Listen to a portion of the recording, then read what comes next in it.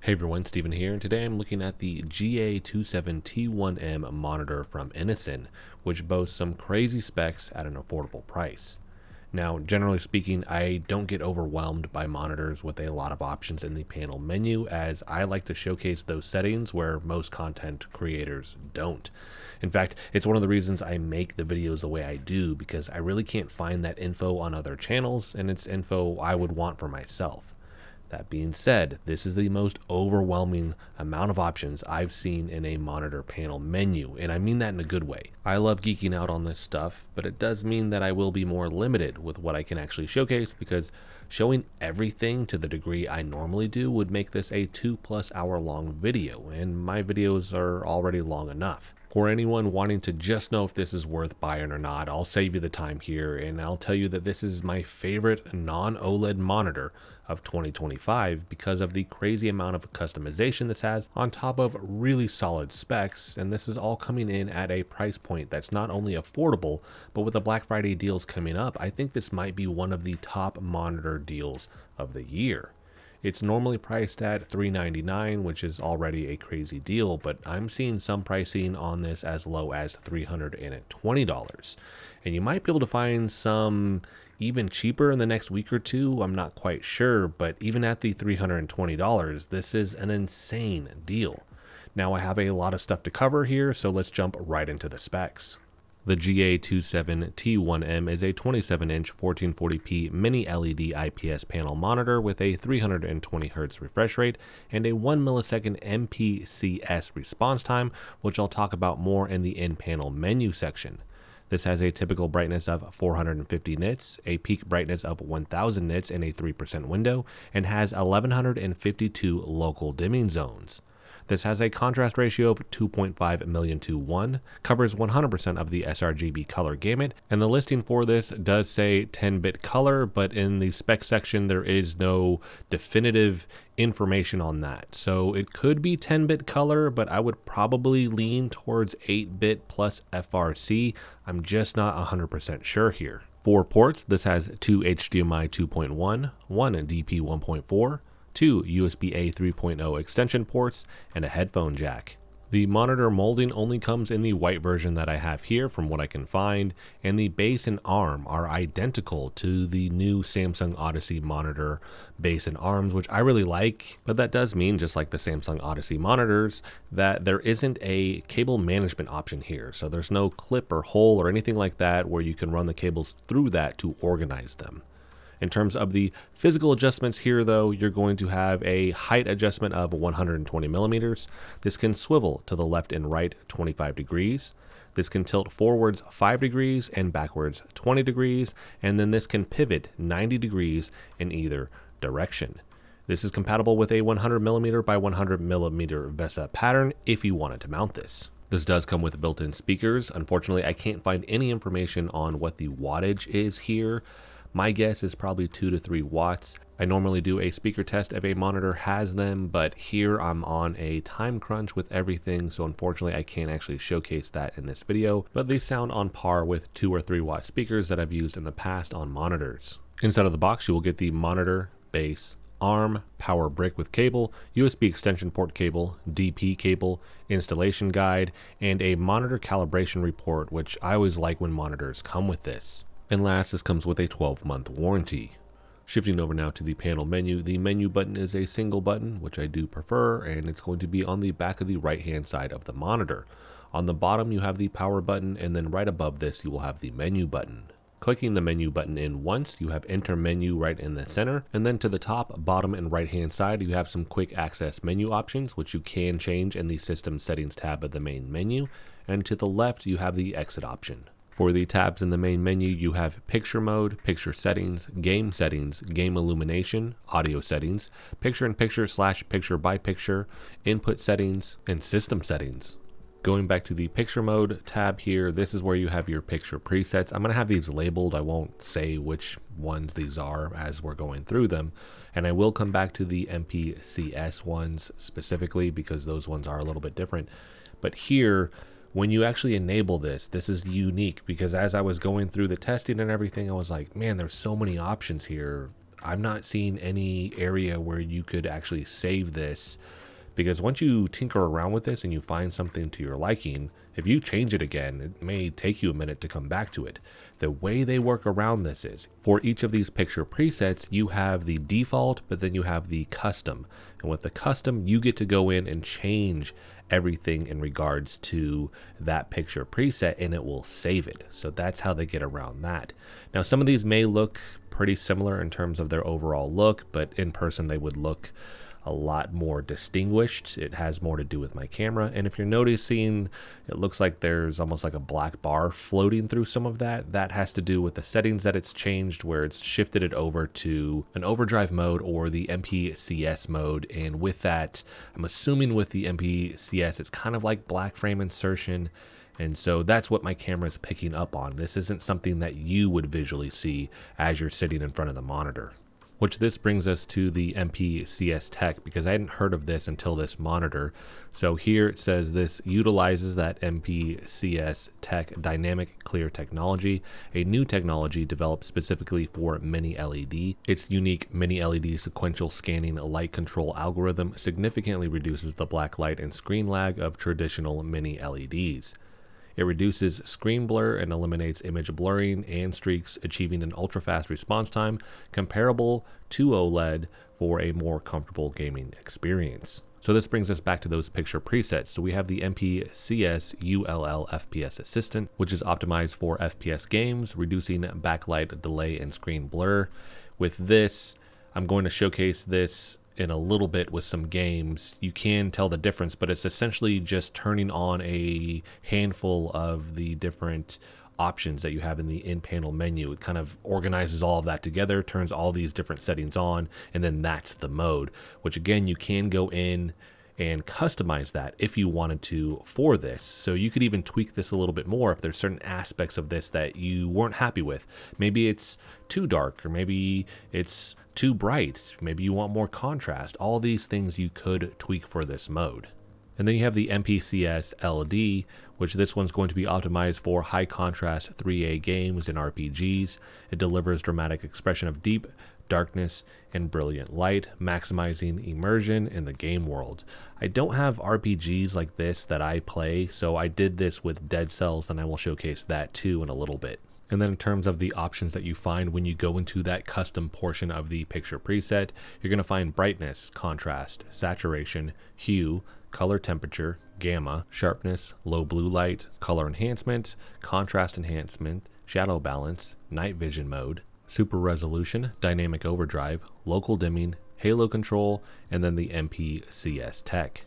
Shifting over now to the picture settings tab, here you have brightness mode, which has normal and highlight. Then you have contrast, dynamic contrast ratio, light sensor. There's a sensor on the top of the monitor, so if you turn this on, it will actually sense the amount of light in the room, and then it will adjust the brightness accordingly. Then you have low blue light, sharpness, gamma, aspect ratio, color temperature, hue, saturation, eye shield remind, and reset picture settings. For color temperature, this has warm, natural, cool, and then you have 3 user presets which allow you to adjust the RGB values. After this, we have the game settings tab, and we're going to be here for a while because this has a lot of stuff in it. You have all game mode, HDR, adaptive sync, MPCS tech, local dimming, picture enhancement, and then game aid. For all game mode, you have the different aspect ratios or modes that you would be able to enable here. Specifically, the one I want to cover is the SPX mode. With that one, this actually increases the resolution to 4K. You have to enable this if you want to do 4K with consoles. And not just consoles, but with PC as well. But the reason I'm kind of harping on consoles is because this has the HDMI 2.1. So I know with that, a lot of people are going to be asking themselves if they can do the 4K 120 Hz with HDR because of the higher bandwidth, but I will be showcasing both the PlayStation 5 and Xbox Series X settings options when I get to that portion of the video. Now, one of the things that I did notice when it comes to PC and this mode is you're locked into the 60 or 59 Hz. If you're going to choose, it's the native one, but it's actually above the regular resolutions that you're going to find in the NVIDIA control panel. I don't know how it's going to be with the AMD control panel, but here you have to scroll up. So it's the 4K by 2K, and then it gives you all that information. So 60 or 59 Hertz. If you go down and then you do just kind of your standard ones that says PC, then you can get the 120 Hertz, but that's going to be it for the refresh rate. Now, when looking at the other options here, the 25-inch, the 1080p, the window position, if you want to have those available, you're going to have to turn DSC off. I currently have it on as I'm taking the footage for this portion here, which is why they are grayed out. But once you turn that off, these will pop up and be available to you. After this, with HDR, you have off, auto, HDR game, and then HDR movie. When I'm further along in the video, I'm going to showcase a lot of different gameplay, and when I'm using HDR, I will have these labeled as to which one I'm using. After this, you have the MPCS tech. Here you have off, low, middle, high, and then the ultra low latency. If you enable the ultra low latency, you have 3 levels to that, but just by enabling it, you do lose local dimming. When you're using the low, middle, and high, you're going to notice that the monitor dims a little bit, and that actually has to do with the fact that this will enable local dimming. In fact, you can't turn it off. So by default, it shifts it over to low. You could increase that and actually have more local dimming if you wanted to, but it does lock in the local dimming with the low, middle, and high modes here. But with the ultra low latency mode, it doesn't do that. Now, when I get to the on-screen response time testing tool, I'll showcase more information in regards to this mode, but I'm not quite sure. It's saying it's a new tech thing, but it does lead me to believe with my test results that this is kind of like black frame insertion, where it's more like a trick for your eye than really overclocking or speeding up the panel. After that, you have the local dimming. Here you have off, low, middle, middle smooth, high, and strong smooth.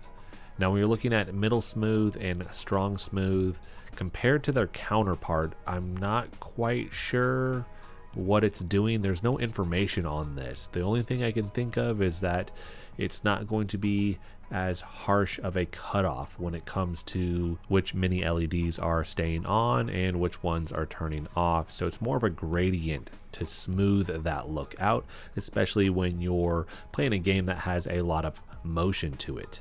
Now, looking at this in a game, as we have this on low, this is where, if this was just a run-of-the-mill IPS panel monitor, this is what it would look like. It would have that IPS panel glow.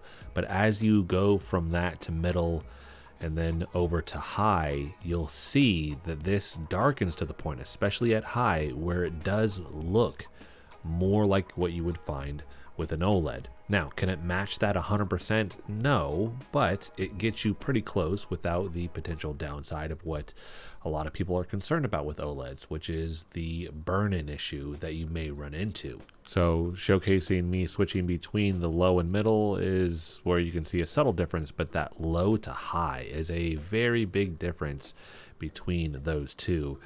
When it's on low, it literally looks like a regular IPS panel monitor. When you switch that over to high, this is what I think most people want when it comes to playing darker games. They don't want that IPS panel glow, so now you get all the benefit of an IPS panel monitor without that harsh glow if you enable the higher local dimming. And now I'm showcasing Doom Eternal, and I'm actually showcasing off as well, so you can see when this is off, it gets a lot brighter.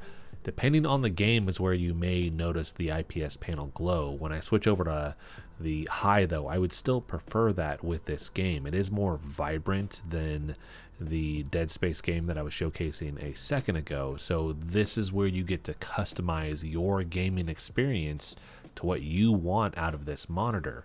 Because we have so many options here, tailor it to the game that you're playing versus kind of being boxed in with a lot of other monitors because they don't have this level of customization. After this, you have the picture enhancement tab within the game settings, and it opens up a whole other section of settings. Now underneath that is the game aid tab. I'm not going to cover that one. That just has things like your crosshair and timer and things like that. Here though, we have a color enhancement, contrast enhancement, shadow balance, night vision mode, super resolution, dynamic overdrive, overclock, halo control, game rush mode, and then reset picture enhancement. Now I don't have time to showcase every single option here, but I do want to look at the color enhancement first, and here you have 10 levels to this. You can really tell the difference once I get to level 10 and then I circle back around to off. So you see that huge shift back and forth between the amount of color that this has, but 10 levels, so there's a lot there.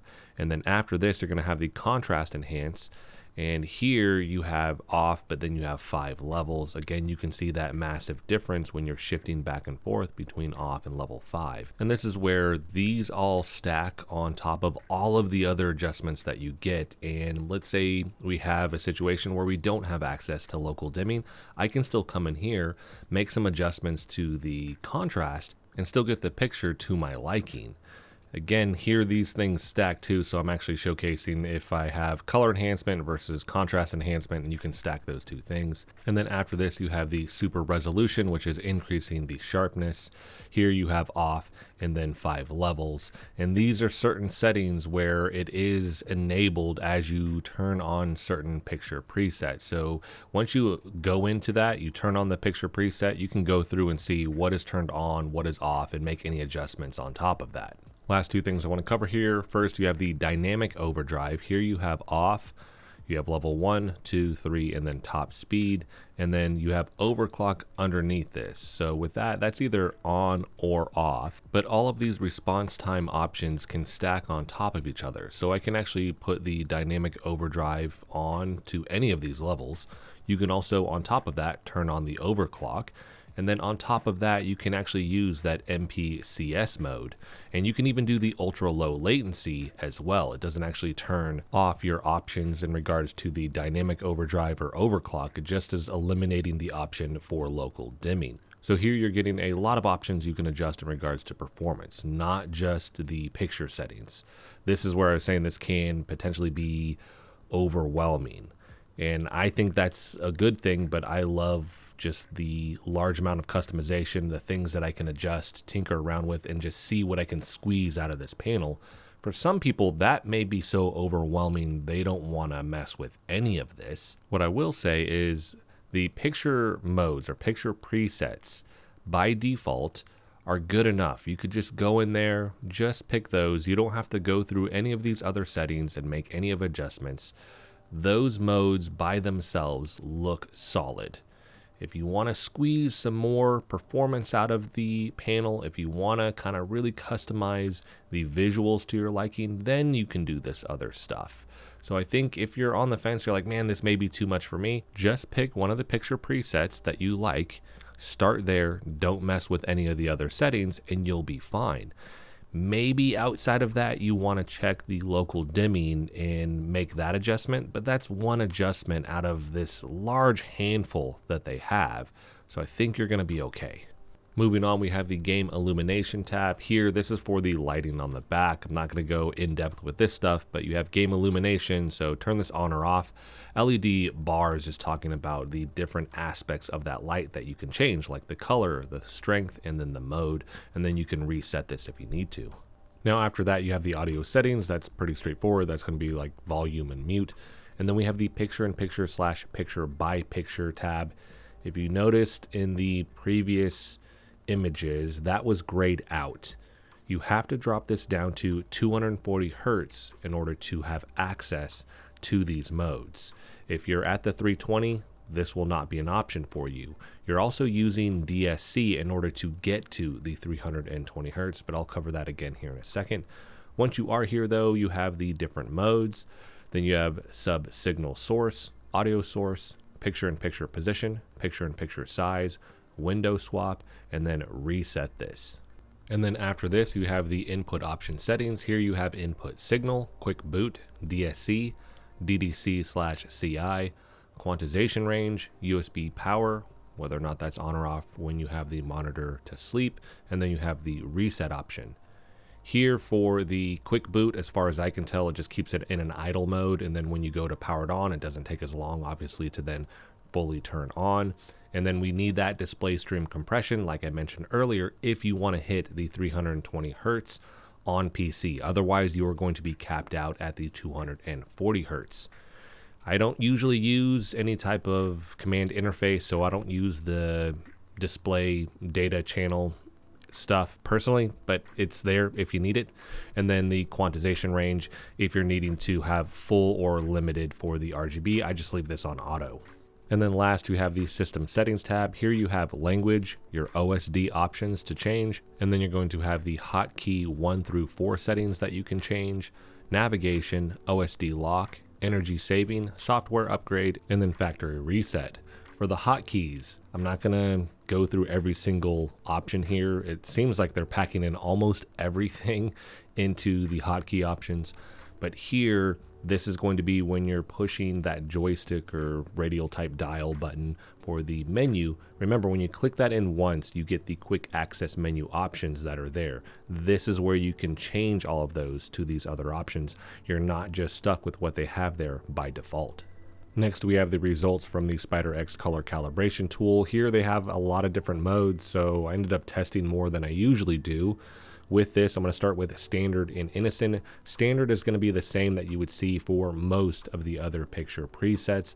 Out of certain ones, like a night mode or a reading mode, that's going to drastically change the results here.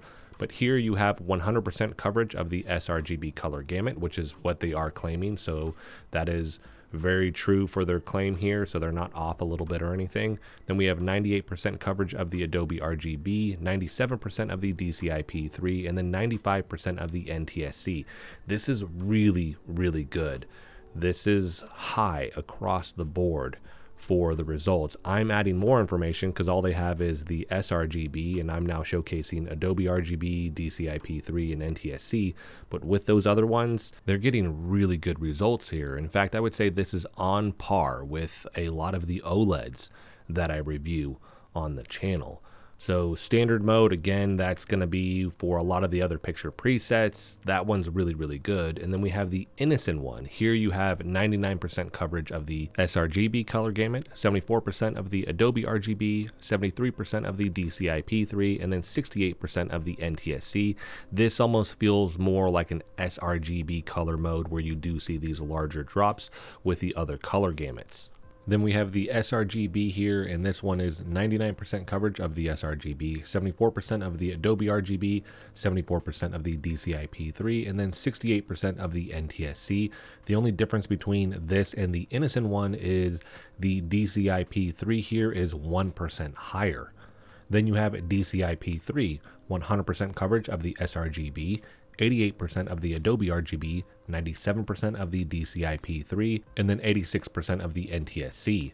Last, we have the Adobe RGB, and here you have 100% coverage of the sRGB, 98% of the Adobe RGB, 88% of the DCI-P3, and then 91% of the NTSC. Out of all of these, the standard-based presets are going to be the best.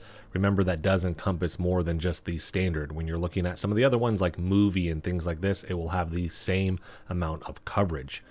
Outside of that, if I was going to choose and I wanted a larger amount of coverage, then I'm going to go DCI-P3 or Adobe RGB. sRGB, Innocn, that's going to be if you need a more specific amount of coverage where you're using this mode inside of Photoshop or Premiere Pro and you really have to color grade or anything like that. Now, I mentioned this is actually matching or even besting some of the OLEDs that I've reviewed in the past.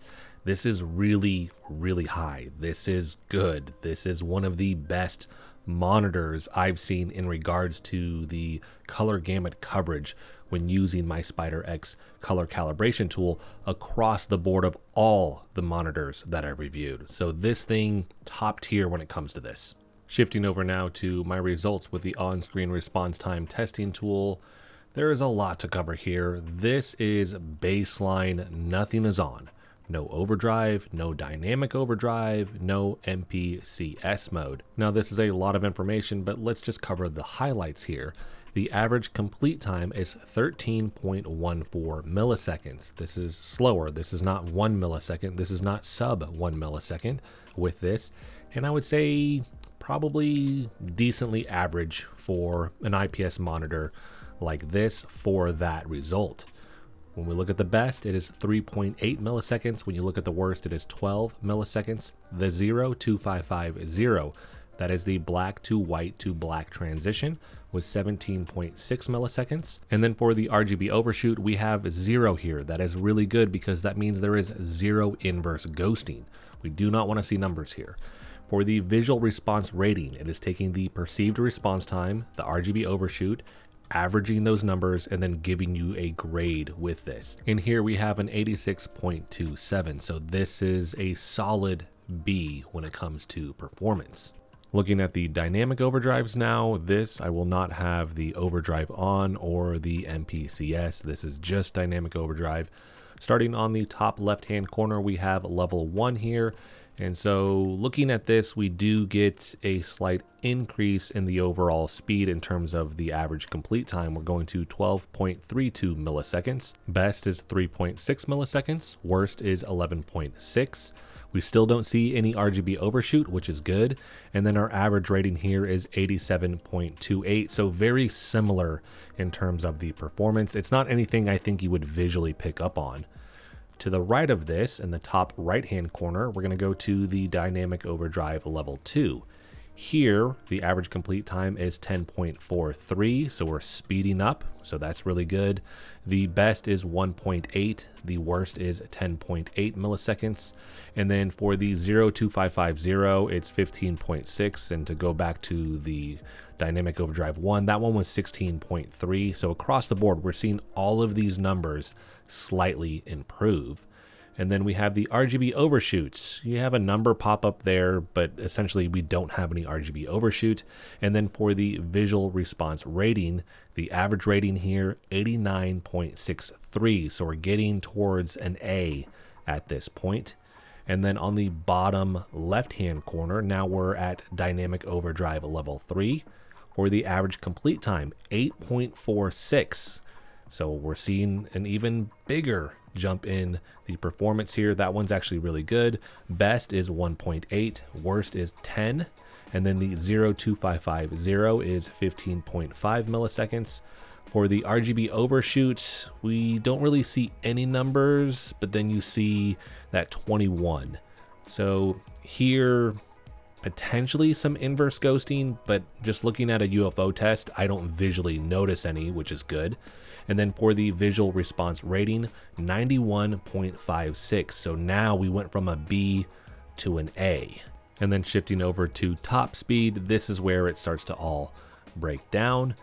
The average complete time is 8.3 milliseconds. So yes, we saw this improvement. You look at the best, it's 1.4. That is better. Worst is 12.2. That's not quite as good. The 02550 is 13.6. So that is improving. But now we're starting to see more numbers pop up in regards to the RGB overshoot. So here you may start to actually notice that if you were to run a UFO test.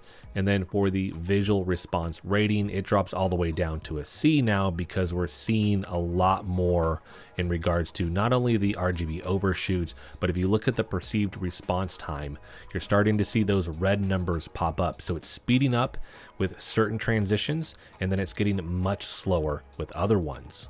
So if I was going to leave overdrive off, I'm not going to mess with the MPCS mode. Out of these, I would choose dynamic overdrive level 3 because it seems to have the best overall performance. After this, I tested dynamic overdrive level 2 and top speed with overdrive on. So at the top left-hand corner here, we're going to have the level 2 with overdrive on. For average complete time, 10.42 milliseconds. The best is 3.2, worst is 11.8, and then the 02550 is 15.6. It's okay. I didn't know what I was expecting in terms of any type of increase in overall performance here. It's kind of like the regular level 2. I would say slightly worse actually, because when you look at the average rating, it goes down to 75.5 0.54. So we're going down to a C. Part of that has to do with certain transitions. If you're looking at perceived response time, if you look at the 255 and the 102 and then the 255 204, you're seeing these higher numbers, and that's skewing the overall average here because we have decent numbers around that, but you get these spikes where it's just not as fast with those transitions. In terms of the RGB overshoot, there's a couple numbers on there, but you're not really going to see any inverse ghosting with this. It really has to do with those specific transitions where it just isn't performing as good. So I don't think that I would use this level 2 for the dynamic overdrive with overdrive on. And then in the bottom right hand corner, we have the overdrive on with the dynamic top speed overdrive. And this is another instance where it kind of falls apart because we're seeing certain transitions are getting way faster, but it's at the expense of other transitions. So the overall average in certain areas is speeding up, in other areas it's actually going down, or just we're seeing that performance suffer here. Because when we look at the average complete time, 8.3 milliseconds, and then we have the best at 1.4, the worst at 12.2, and then the 0.2550 at 13.6. We don't want to see these higher numbers because when you start getting those reds, what that means is we're going to see more regular ghosting, especially when you're seeing around those areas we have lower numbers. So I don't like seeing generally a bunch of red, but I also don't want to see these where they're kind of in these certain randomly placed spots where we're seeing certain transitions just don't have the same speed as the other ones. We're seeing the same thing with the RGB overshoot where you're seeing higher numbers where we're more likely to see that inverse ghosting as well. And then this, of course, just actually drops the overall visual response rating down. So now the average rating here is 75.96, and a lot of that has to do with these higher numbers on the perceived response time. So I don't know that with either one of these, I would really use this over just using the dynamic overdrive level 3.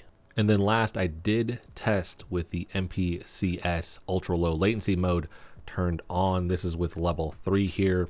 This would be the same in regards to the zeros that I'm seeing with any of the different options I have with that MPCS mode, which at face value, you're like, holy smokes, this thing did get a lot faster, because if you look at the average complete time, it's 0.63 milliseconds. The best was 0, the worst was 6.2, and then the 0.2550 is 8. The problem is I shouldn't see zeros. A 0 usually indicates that there is black frame insertion, which gives your eye the illusion that the panel is faster than it is, because what they're doing is between every frame, they're inserting a black frame, thus black frame insertion, which is why on this test, my device would actually pick up a 0 because it's going to register nothing happened. So here, this MPCS mode is another new form of black frame insertion. So visually, yes, it looks faster, but it's a trick for your eye. It's not actually speeding up the monitor. Now you can overlap the overdrive and the dynamic overdrive with this.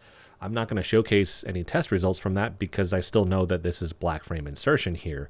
So when we're looking at the average rating, why is it 54.22? Because you have zeros there. You're literally registering nothing when it comes to that because, again, they're inserting that black frame. So this was just confirmation that they're doing this, which would be an MPRT mode, the motion picture response time mode, when companies claim 1 millisecond motion picture response time.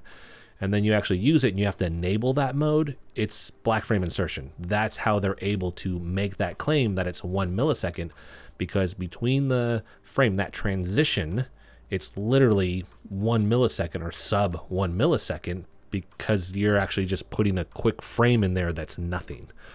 So again, confirmation that this is essentially black frame insertion. But let's look at what this would look like with a UFO test, because that's really what matters. Visually, how does this look when you're gaming? And here, starting on the left-hand side, you have low, medium or middle, and high. On the right-hand side, you're going to have the different levels for the ultra-low latency, the 1, 2, and 3.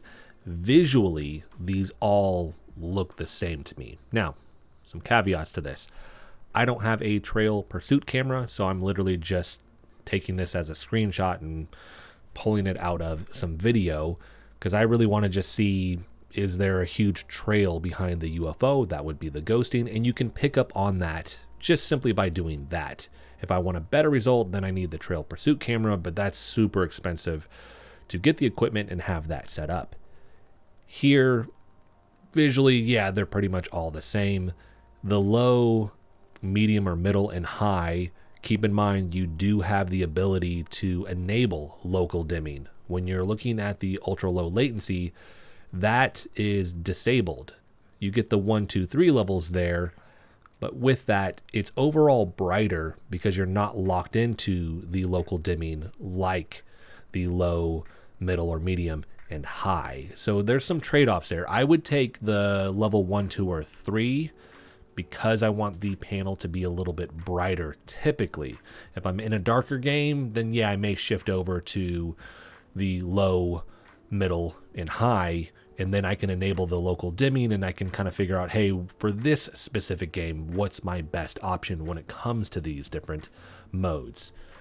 Outside of that, though, I'm probably just going to go with the dynamic overdrive level 3 still because that one just performed the best. And I think if I'm going to stack all of these, I would probably you could do overdrive on. I don't think I'm going to do that. I think I'm going to do the dynamic overdrive level 3 and then probably the MPCS level 1. And that would be more towards a FPS game. If I'm not using an FPS game, then I may back off and I may not even use the MPCS mode at all. But that's the beauty of this monitor, and it's the thing I keep coming back to, the high level of customization. The fact that you can stack all of these. You don't have to, or you could. You could test these out with certain games, and yeah, it works with this game, but it doesn't work with this other game, so I'm going to switch these things. When we're looking at just overdrive in general, ROG, the XG series monitors have 0 or 1 all the way up to 20. So 20 different levels for the overdrive that you can adjust. There's really a narrow window in there from about 8 to 15 that are more usable. Here, we still have a high amount of customization over the response time like an ROG monitor, but these are doing different things. That one's just overdrive. This is turn overdrive on or off, but then you can use the dynamic overdrive and we can do off, or we can do the essentially 4 different levels to that. Or let's go over and let's use this MPCS mode and we can stack on top of that. We can do the low, middle, and high, or the 3 levels for the ultra low latency, depending on whether or not I want local dimming or I want the panel to be a little bit brighter. There's just so many options here to tailor this to your gaming experience, not just in a general sense, but also per game, which I really like. Shifting over to consoles and what you can do with those, starting with the PlayStation 5, you're going to get 4K, 1440p, 1080p, you're going to get variable refresh rate, you're going to get 60 and 120 Hertz, you get the auto low latency mode as well. I talked about this earlier, but I did want to cover it again here. In order to get the 4K with consoles, you have to turn on that SPX mode. If you do not turn that on, you will not have access to the 4K resolution, and that's with consoles or PC. So if you enable that, you're going to get the 4K 120 Hertz. And as I said, you do get variable refresh rate across the board with consoles, as well as the auto low latency mode. Looking at the Xbox Series X, you actually get 4K through 720p, you get 60 to 120 Hertz. Really the only thing here that I'm seeing you're not going to get is you're not going to get Dolby Vision because that's a proprietary type of HDR. And then it's saying that you're not going to get 4K at the 24 Hertz or the 50 Hertz, which is odd because when you go to the general video modes, it does give you the option to enable it. Here we also get the auto low latency mode, you get variable refresh rate, and then you can see the other options that you have there as well, which the only thing really missing here is going to be the Dolby Vision, but that's something the company would have to pay for in order to have access to, so I don't fault them for that.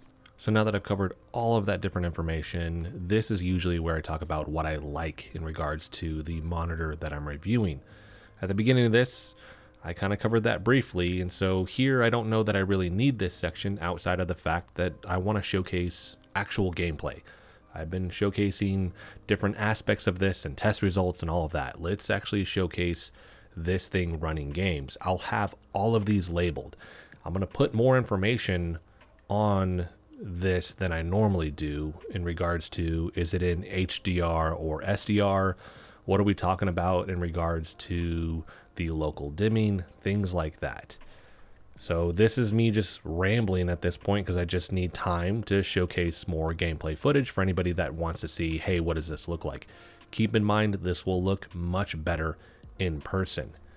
Here though, just looking at the specs first, I like an IPS panel. It's faster than a VA, so you're gonna have less ghosting. With this one, the local dimming is going to offset one of the main negatives with an IPS panel though, which is the fact that you usually have IPS panel glow, but the local dimming here is going to, for the most part, if you put it to high, eliminate that, because the glow is coming from the lighting source. But if you turn that off, because this has so many local dimming zones, then you eliminate that problem. So the downside of the IPS panel is now gone. And that also kind of pairs with the downside that we see with an OLED, which is, yes, you get those infinite black levels, and this can't quite touch that. It gets close, but it's not going to be as good as an OLED, but this is about as close as you're going to get.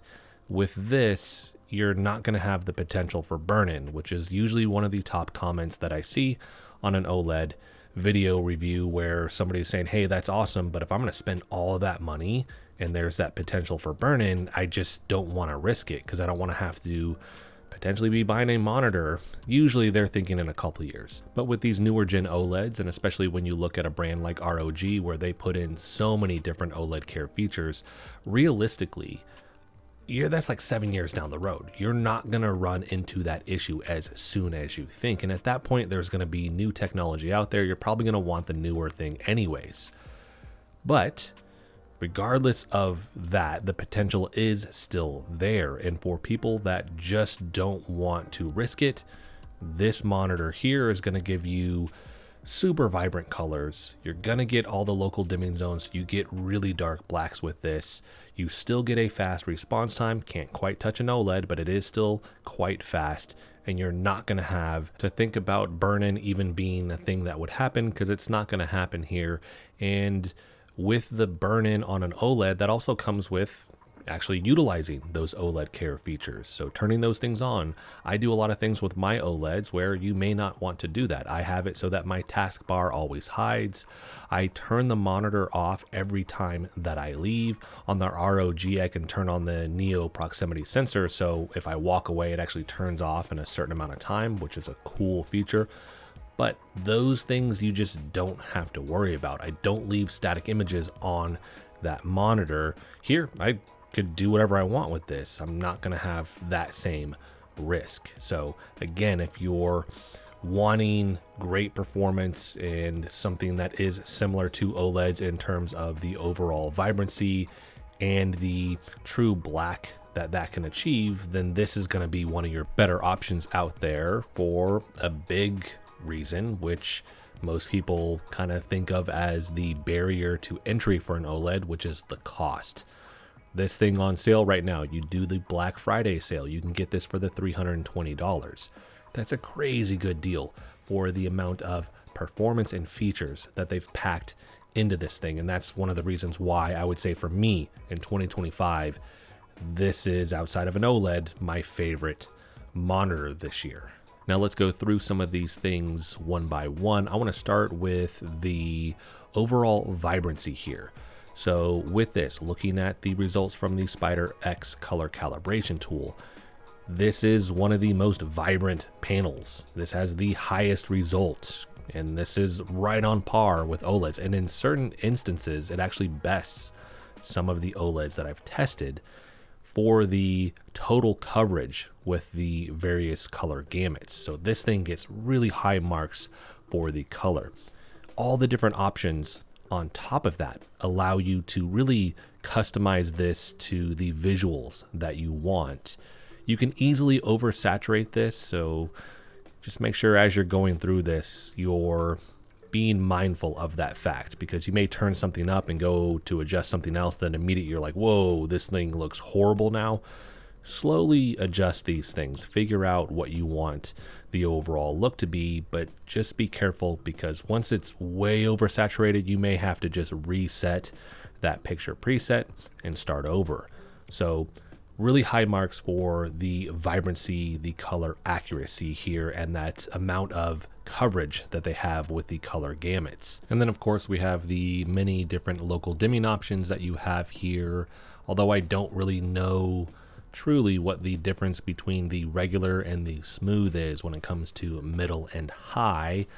I've tested both. They look pretty similar to me, but like I said earlier, it may have to do with the softening of the edges around anything that's, you have essentially black on one side and then it goes to a really light object. It tries to blend that a little bit better, but you have 5 different mode options with this, which I think is awesome. And going from off to low to medium to high, you see a very clear difference. And again, you eliminate that IPS panel glow, which I'm just so hyped on, because that typically is one of the things I get a question on when it comes to an IPS panel monitor. But I also get a lot of comments on, man, I play dark games, I hate this IPS panel monitor, because as I'm in the dark room, all I see is the glow. And I get it, but now you get to get that IPS panel monitor. And I played Dead Space with this, and once I put it on high, it just eliminated all of that, and it looked visually really, really good. Keep in mind, your character, like everything on screen, will darken with a game that is that dark. I don't mind. It's like my brain sees it initially, and then as it adjusts to it, it almost prefers it. But you also have the in-game setting option, so you can make that a little bit brighter if you need to. So you have another scale on top of the local dimming. And I've mentioned this a couple times too, like go into the contrast settings when you're looking at picture enhancement. If you take that from off and then drop it down, you really take the local dimming to the next level. This is going to be game dependent, but you just have these other things that you can adjust, and that's on top of regular contrast for the panel. So for me, like going in a game where it is darker, and then I take this and I put it on middle or high for the local dimming, and then it's like, all right, it looks pretty good, but I want it to look better. Then I'm going to take the contrast enhancement and I'm going to take that to level 2, 3, maybe 4 or 5. It just depends on the game. Then I can go inside of the game and I can adjust the contrast or the brightness there if I want to, on top of just the regular contrast and brightness with the panel. This is really where you can take that and just mold it to the very specific visuals that you want per game. But I also understand at that point, you may not want to do all of that. That may be too much, and you're like, man, I'm not trying to mess with all that stuff. That's going to be something where it's going to take a long time. It honestly doesn't take that long. But in your mind, it's like, that's going to take too long. I don't want to mess with it. I want to hop in the game and just play. But to that, I would say, look at those picture presets, because some of those really may fit that game where they've already done those adjustments for you, and there are a lot of different picture presets. Let's say it's not quite to your liking. After that, go into customize or the custom, change the local dimming and the contrast enhance to what you want, and then for that game, you know that that picture preset is already set up. You'll never have to mess with it again. It's a one and done for you.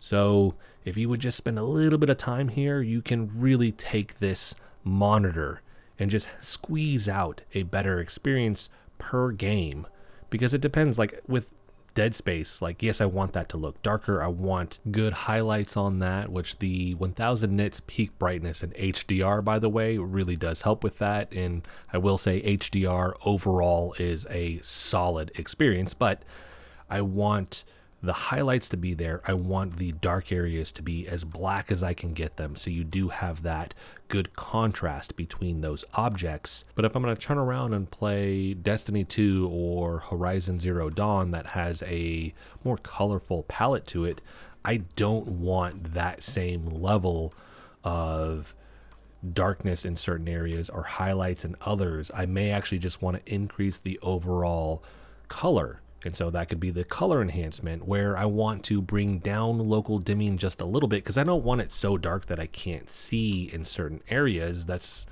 not what I'm wanting out of that game. I actually want to see some things in those areas. I could adjust the shadow enhance if I needed to at that point. So this is where for Dead Space, that's going to be one particular look, but then when I go over to Destiny, I'm going to want a different look. So what I've done is for the FPS ultra low latency picture preset, that one I'm using for Destiny 2. I have other footage where I'm not using that, but that's just me testing things out. But what I've settled on is that picture preset. I've gone in and customized that a little bit. And then for Dead Space, I'm actually using standard because I'm treating that right now as the picture preset where I'm going to play darker games like that, and I want this to have the higher local dimming and the higher contrast enhancement. With the performance, again, this isn't going to best an OLED, but the amount of options that they're giving you that then stack on top of each other make this so you can really hone in the response time and not only speed this up, which is what we did show with the on-screen response time testing tool, but get this to the performance level that you want. Now, when comparing this to a VA panel, the industry seems to be leaving VA panels behind. Those are slower. So you're going to see if we were to run that same testing tool on a VA panel, you would see a lot of red on that thing. Overall, they are much slower than an IPS panel, but they offer higher contrast ratios than an IPS. But here you have the local dimming, so this is where it's like, well, now it's just overall besting a VA panel. The results with this, though, again, it's not going to compete with an OLED. We're looking typically with those like sub 1 millisecond on the response time.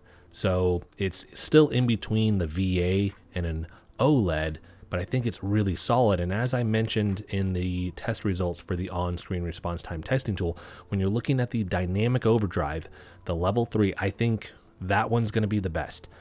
You're really not getting any inverse ghosting, and it's, out of all the ones that I tested, it was actually the fastest result. It got the highest marks. So that's going to be a good one to use. Of course, tinker around with this, and you may like that MPCS mode with the ultra low latency. And although it is that trick for your eye, visually, because you're not seeing that black frame inserted, it actually just looks cleaner. You may want to run that mode. And I have gamed with that, and it looks really good. It is a mode I would use.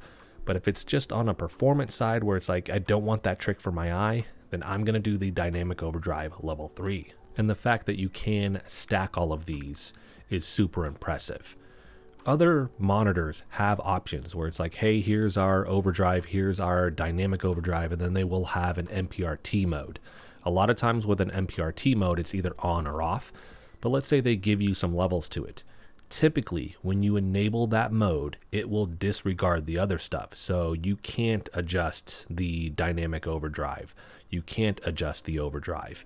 Sometimes you can turn on overdrive and the MPRT mode, but if they have a dynamic overdrive mode, you can't enable that. So you end up being kind of locked in. Here, you can turn all of these things on. You can play around with that and really find your sweet spot for the performance that doesn't have a huge negative effect on the visuals. With that being said, what I will say is if you turn the MPCS to the ultra low latency mode, you go to level 3, you do the dynamic overdrive top speed, and you have overdrive on, meaning you're trying to do the max on everything, you will see inverse ghosting.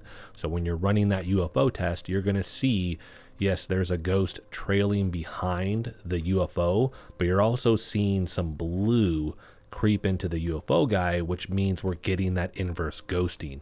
So I don't think I would use all of them at max, but if you drop that down a little bit, drop the dynamic overdrive down, and I don't know that I would use the ultra low latency, maybe at level 1, that's where you can find a sweet spot where you're not going to have that inverse ghosting, but you've sped up the monitor, so when you're playing fast-paced games, visually, you're going to get the best response time out of it. Shifting over to consoles, you have all the options there outside of Dolby Vision. Just keep in mind you do have to use that SPX mode, and with that it's just taking the 1440p resolution and then it's simulating 4K. It's not true 4K. The pixel density or the pixels per inch are not changing. So on consoles that is completely fine, which I can't tell a huge difference between 4K and 1440p when a monitor is this size. It's there, it's subtle. Don't expect to be blown away going from 1440p to 4K though. It just sort of increases the sharpness overall of the image. But if I'm going to play on a console with this monitor, yeah, I'm going to do the 4K 120 hertz because I can't use anything above that. And then I'm still getting the variable refresh rate and I'm getting the auto low latency mode, and all of that I can still utilize HDR. So you're not hitting a bandwidth limitation because this has the HDMI 2.1 and not 2.0. Now in regards to PC, if you're going to game, that's fine. If you're going to do anything that is text heavy or even play a game that has a lot of text in it, I don't know that I would actually use this mode because you still have the same pixel density. So if you're trying to increase the resolution and you have the same pixel density, this is where it's not going to be true 4K. It's actually going to make text more pixelated. And with that said too, I mean overall, with this size 1440p, the text clarity is solid. It's not incredible because if you had a 4K 27-inch monitor in front of you, you'd be like, "Whoa, that's crystal clear." It's not that good. It's solid though, definitely usable.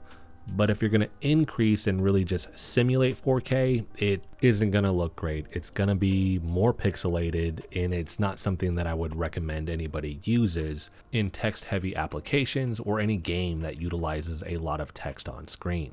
And then some last-minute things to cover here. The molding, I really like the look. Again, it's really just utilizing the same base that you would see on the Samsung Odyssey series with the newer ones. I like the visuals of that, but there is no clip or cable management system with that. Keep that in mind. We do get the extra USB ports. I always love when monitors have that, so utilizing those extension ports just frees up the motherboard on my PC. So one, I have quicker access to it, but also I'm usually trying to find more USB ports on a motherboard because I always take them up with the peripherals that I use. It doesn't have a USB-C at this price point. I'm not really expecting that. And we also don't have a KVM switch at this price point, something else I'm not going to necessarily expect. We do have RGB lighting on the back. I like that. This doesn't come in the black molding. I talked about that earlier. I think for some people that may be a downside because if you're having this white one but you have black with everything else, it may not fit the aesthetics of your overall build. But with the amount of performance you're getting out of this thing, I'm not going to get hung up on the fact that I can't get this in black to match the rest of my build. So the performance and the price point here is just too good. You also have all of the mechanical adjustments that you would want in a monitor here. That's solid. You have the speakers. I didn't do the speaker test, but they do sound like 2 or 3 watt speakers. And that's to say this is going to be great for 1 or 2 people in front of the monitor, but beyond that, this just doesn't have enough power. So it's not something that you could use for a party, or if you were going to watch a movie with a bunch of different people. It just isn't really made for that. This is really geared for somebody is sitting right in front of this thing and they're going to play a game, they're going to watch some content, and it will have enough volume for that. It's also pretty flat. That's been the case for almost all of the monitor speakers that I've been able to test. Now, certain applications, you have adjustments that you can make within that app to increase the bass or drop the treble or anything. You may have some applications that you could download and you could just tinker around with the audio, but in terms of built-in adjustments, this doesn't have any outside of volume. So that's going to wrap this video up. I just needed to ramble for a while, so I had a reason to showcase as much gameplay footage with the various settings as possible. In terms of negatives, I don't have any outright negatives, so we don't have anything to talk about there. The gray area stuff I kind of dispersed between this. I would say this not coming in black and the lack of cable management options on the neck would be it. Anything beyond that, it doesn't seem like I could justify they need to potentially have these things. Because for me, the gray area stuff are the things you may or may not care about, but I also have to make it plausible. So some people may want a KVM switch. You're not going to get this at the same price point, because as you start adding those things in, the price is going to have to go up. Otherwise, they're not going to make any money off of these things. So KVM switch, I don't think that necessarily needs to be here. Neither does the USB-C port. They would be awesome to have, but I can forgo those things if I can find this and get this at that $320 on Black Friday. That's just a crazy deal. So I'm going to have a link for this in the description if you want to pick it up. Definitely take advantage of those Black Friday sales. I don't know how long those are going to be sticking around, maybe through the end of the year. I don't know, but definitely check back frequently for sales. If there are any questions about this that I didn't answer in this very long video, let me know in the comment section. I will make sure to answer that for you there. Thank you so much for watching. If you like the video, hit the like button for me because that helps the channel out. And if you want to continue to follow along with all my content, hit the subscribe button for me, and I'll see you in the next video.